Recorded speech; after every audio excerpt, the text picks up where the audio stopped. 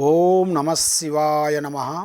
పరబ్రహ్మ పరమాత్మ నమ. జగత్తుతే స్థితి కలయ బ్రహ్మహరి హరాయత్రి గుణాత్మే సర్వగవతికి అమ్మే దర్శ దత్తాత్రేయ నమ సంతిని సిద్ధి కురు కురు కురు కురు స్వ కుర్రో కుర్రు కొండదేవత అమ్మ పలుకు, జగతమ్మ పలుకు, సమ్మక్క పలుకు, సారలమ్మ పలుకు, వనదేవత పలుకు.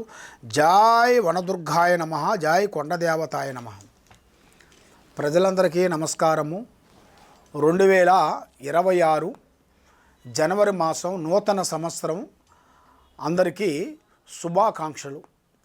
ఈ 12 రాశుల్లో ఉండవలసిన వాళ్ళందరికీ స్థితిగతులు ఎలా ఉన్నాయి, వాళ్ళ యోగ నక్షత్రం ఎలాగుంది, వాళ్ళ స్థితిగతులు ఎలా ఉన్నాయి. మరి ఈ 12 రాశుల్లో ఉండవలసిన వాళ్ళకి అదృష్ట గడియలు ఎప్పుడు వస్తున్నాయి, ధనప్రాప్తి యోగం ఎప్పుడు వస్తుంది, లక్ష్మి అనేది ఎప్పుడు వాళ్ళ చేతిలో ఎప్పుడు నిలబడుతుంది. మరి ఈ శుక్రదశ ప్రారంభమైంది కాబట్టి ఈ శుక్రదశలో ఉండవలసిన గ్రహస్థితి ఎలా ఉంది. మరి ఈ శుక్రదశ ప్రారంభమైంది కాబట్టి ఆ శుక్రదశ వల్ల స్త్రీలకి కొంత ఇబ్బందికరమైన సమస్యలు కొన్ని ఎదురొచ్చే మార్గాలు కొన్ని కనబడుతున్నాయి. మరి ఈ శుక్రదశ వల్ల అది ప్రమాదకరమైంది. ఎందుకంటే వాహనాలలో కొన్ని తగ్గించుకోవాలి, వాహనాలని ఎక్కువగా నడపకూడదు. కాబట్టి స్త్రీ అనేది సపరేట్గా ఒంటరిగా పోకూడదు. కాబట్టి స్త్రీ వచ్చేసి ఒంటరిగా పోకోకుండా ఎవరో ఒకరు తోడు తీసుకొని వెళ్తేనే ఆమెకు చాలా వరకు సేఫ్టీ అవుతుంది. ఈ దిశ వల్ల స్త్రీలకి కొంత చెడు ఏర్పడే మార్గాలు కూడా కొన్ని కనబడుతున్నాయి. కాబట్టి అతి జాగ్రత్తలు కొన్ని పాటించుకుంటే చాలా వరకు బాగుంటుంది.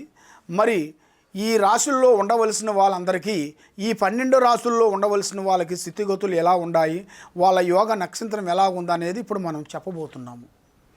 ఓం నమ శివాయ నమ. ఓం నమ శివాయ నమ. 2026 జనవరి మాసం కన్యరాశి ఫలితాలు. మరి ఈ కన్యరాశిలో ఉండవలసిన వాళ్ళకి ఉత్తరాపాద నక్షత్రము 2, 3, 4 పాదములనగా, హస్తా నక్షత్రము 1, 2, 3, 4 పాదములనగా, చిత్తా నక్షత్రము 1, 2 పాదములనగా కలిస్తేనే కన్యరాశి ఫలితాలు. ఈ కన్యరాశిలో ఉండవలసిన వాళ్ళందరికీ ఎక్కడికి పోయినా కూడా చేతి కాడుకు వచ్చింది చేయి జారిపోతుంది. మరి అదృష్ట యోగాన్ని బట్టి చూసుకుంటే ఈ రాశిలో ఉండవలసిన వాళ్ళకి మరి కొన్ని గ్రహాలు కొన్ని ఘోషిస్తున్నాయి. ఆ గ్రహాలు ఘోషించిన దానివల్ల వాళ్ళ ఆరోగ్యాలు కానీ, వాళ్ళ చదువులు కానీ, వాళ్ళ ఉద్యోగాలు కానీ, వాళ్ళు చేయాల్సిన పనులు కానీ చాలా వరకు కొంచెం నష్టపడే మార్గాలు కొన్ని కనబడుతున్నాయి. కాబట్టి ఈ శుక్రమాదశ వల్ల వీళ్ళకి ఈ శుక్రమాదశ వలన ఎన్నో కొన్ని నష్ట ప్రభావాలు స్త్రీలకి ఎక్కువగా కనబడుతున్నాయి. కాబట్టి కొంచెం స్త్రీలు జాగ్రత్తగా ఉండాలి. దూర ప్రయాణాలు ఎక్కువగా చేయకూడదు, వాహనాలు ఎక్కువగా తిప్పకూడదు. దానివల్ల కొంత ఈ నెలలో కొంత జాగ్రత్తగా ఉండాల్సి ఉంది. దానివల్ల కొంత ఇబ్బందికరమైన సమస్యలు కొంచెం ఎదురొచ్చే మార్గాలు కూడా కొన్ని కనబడుతున్నాయి. మరి ఈ కన్యరాశిలో ఉండవలసిన వాళ్ళు ఏదైనా యథార్థంగా మాట్లాడుతుంటారు.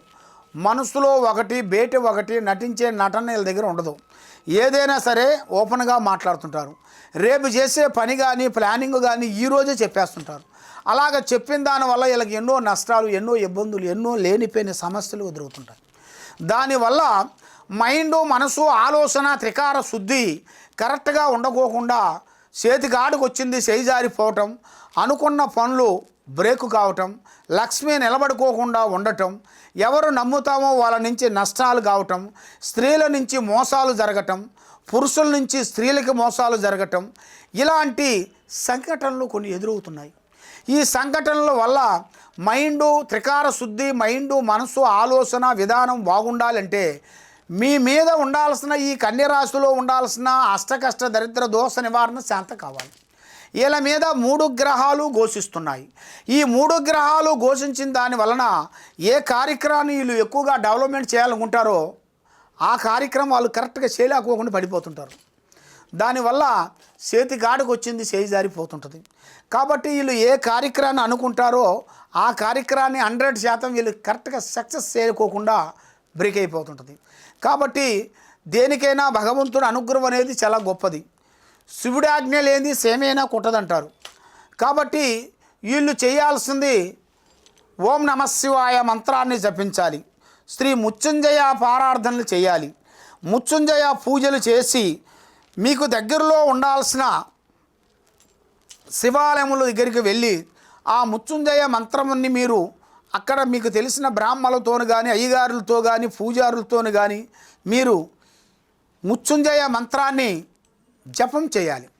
ఆ మృత్యుంజయ ప్రార్థన అనేది చేసినట్టుకైతే మీ మీద ఉండాల్సిన ప్రాణ నష్టాలు కానీ పాన గండాలు కానీ పాన శకాకులు కానీ తొలగిపోతాయి. మరి మీకు ఇలాగ సమస్యలతో మీరు ఎక్కువగా మీరు బాధపడుతూ ఉన్నారా? తప్పకుండా మమ్మల్ని ఈ కింద ఉండాల్సిన నెంబర్కి ఒకసారి మాకు సంప్రదించినట్టుకైతే మీ పేరుని బట్టి సమయాన్ని బట్టి మీ జాతకాన్ని బట్టి మరి మీకు ఏం జరుగుతుంది, ఏమి జరగబోతుంది, మరి మీ ఫ్యూచర్లో ఎలా ఉంటుంది అనేది కూడా జాతక చక్ర కుండలి వేసి మేము చూసి చెప్పగలుగుతాం. కాబట్టి మరి మీరు ఎక్కడెక్కడో పోయి ఏ పని చేసినా మీకు ఆ పనులు కాకోకుండా చాలా బాధపడుతూ ఉన్నారా?